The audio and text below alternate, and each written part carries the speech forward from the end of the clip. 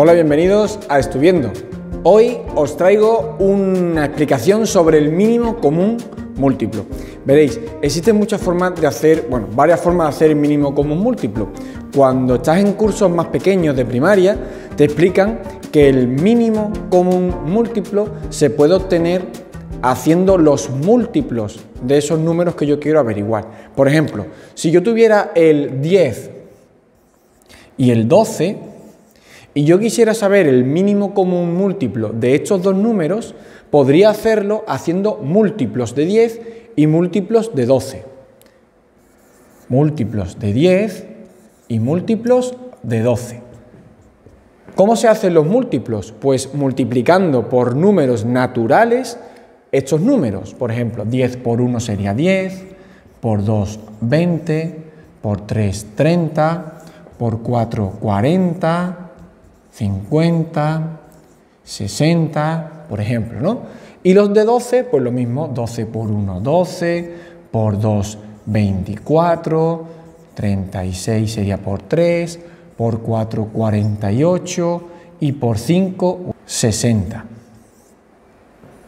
Entonces, como veis, hemos logrado conseguir un número que sea común a los múltiplos de 10 y de 12, y aparte es el primer múltiplo que coincide, por lo tanto es el mínimo que es común y que es múltiplo de estos dos números. Podríamos decir que ya tenemos el mínimo común múltiplo. Pero hoy no vengo a explicaros esta forma, hoy vengo a explicaros una forma más de cursos más superiores, un poco más matemática, por decirlo de alguna manera. ¿Qué pico tiene el tío? ¿Cómo se hace? Lo primero que tenemos que hacer es descomponer en factores primos el 10 y el 12. Un número primo es aquel número que solo tiene dos divisores, el 1 y sí mismo.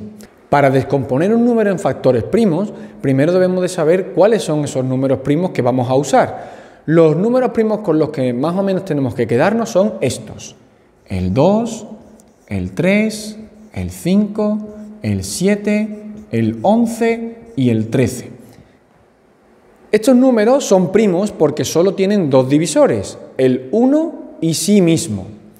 Y debemos de ir usándolos de la siguiente forma, siempre empezando por el pequeño. 10, como es par, se puede dividir entre 2, así que lo pongo 2. ¿Qué resultado da 10 dividido 2? Da como cociente 5, porque es una división exacta. Si la división no es exacta, no vale ese número primo. Ahora, vuelvo a probar. ¿Se puede dividir entre 2 el 5? No. ¿Y entre 3? Tampoco. ¿Y entre 5? Sí. Pues pongo el 5. Y ya me daría 1. Cuando me dé 1, significa que ya he terminado la factorización. Y puedo poner aquí que 10 es 2 por 5. Ahora vamos con el 12. El 12, como es par, se puede dividir entre 2 y daría como resultado 6. Como el 6 sigue siendo par, se puede volver a dividir entre 2 y da como resultado 3. Ya este número no es par, no se puede dividir entre 2. Utilizaríamos el siguiente número primo. ¿Se puede dividir entre 3? Sí. Y me daría como resultado 1, por lo que ya he terminado la factorización del 12 y lo pongo aquí desarrollado.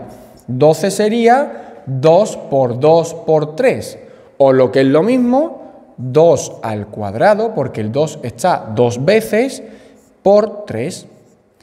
Hasta ahora no he hecho el mínimo común múltiplo, lo único que he hecho es una descomposición en factores primos.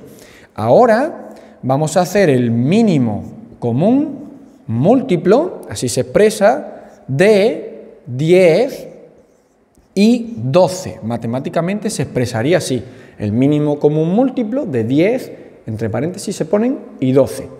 ¿Cuál sería? La teoría del mínimo común múltiplo dice que cojas los comunes y no comunes al mayor exponente. Por ejemplo, aquí tenemos el 2, que veis que coincide. ¿Cuál es el mayor exponente con el que aparece el 2? Al cuadrado. Pues el 2, que sería el común, lo pongo elevado al cuadrado. El resto de números, el 5 y el 3, son no comunes. por lo tanto, lo pondría también a su mayor exponente, pero como aparecen con exponente 1, pues se dejan así. Por 3 por 5. Y el mínimo sería 4, 2 al cuadrado, es 4 por 3, 12 por 5, 60. Como veis, el resultado es el mismo que hubiera obtenido haciendo múltiplos. Pero esta forma es mejor porque también se puede hacer con números bastante más grandes. Si hago múltiplos de números muy grandes, es más difícil de seguir el orden de los múltiplos, pero esta forma es mucho más rápida. Bien, ahora vamos a hacer otro ejemplo, en este caso el mínimo común múltiplo de 18 y de 20. Lo primero, descomponer factorialmente. Vamos probando los números primos en orden. 18 entre 2 sería 9. 9, como no es par, ya no puedo dividirlo entre 2. Probaría con el 3. El criterio de divisibilidad del 3 dice que si la suma de las cifras es múltiplo de 3, pues se puede, como el 9 es múltiplo de 3, se puede entre 3. Daría 3 y de nuevo entre 3, 1.